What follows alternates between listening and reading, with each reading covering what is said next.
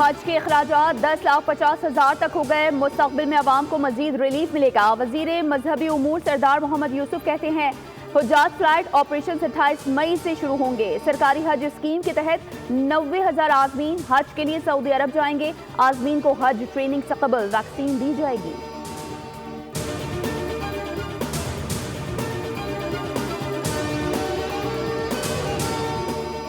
मुल्क के टुकड़े करने की बातें करने वालों की जमात टुकड़े टुकड़े हो गए। बानी ने सियासी अज़ाइम के लिए मुल्क को दाव पर लगाया। रियासत के साथ खिलवाड़ किया गया। इंतशार की पैदावार इंतशार ही फैला सकते हैं।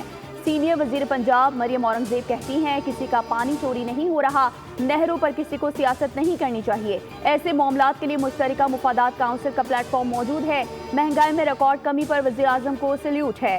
मरियम औरंगजेब ने बिजली की कीमतों में कमी वज़ीर आज़म की जानिब से अवाम को ईद उल फितर का तोहफा करार दे दिया। कहा आर्मी चीफ ने मुल्क की बेहतरी के लिए किरदार अदा किया।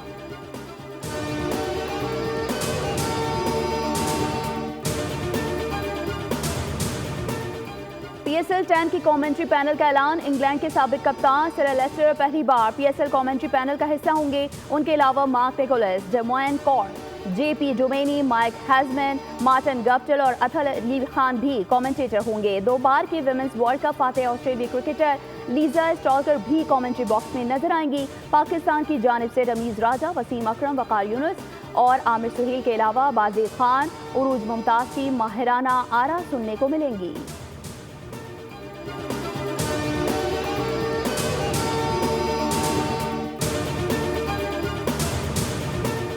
PSL की ट्रॉफी कोयटा पहुंच गई। ट्रॉफी की बाकायदा तकरीब रोनुमाई हुई। ट्रॉफी को मुकामी हैवी बाइकर्स के प्रोटोकॉल में एयरपोर्ट से सेरीना चौक तक लाया गया।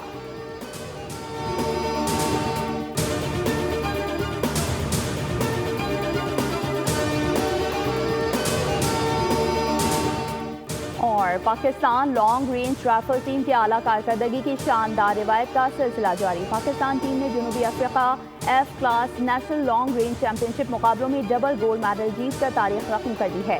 जनूबी अफ्रीका को उसकी सरजमीन पर शिकस्त दी।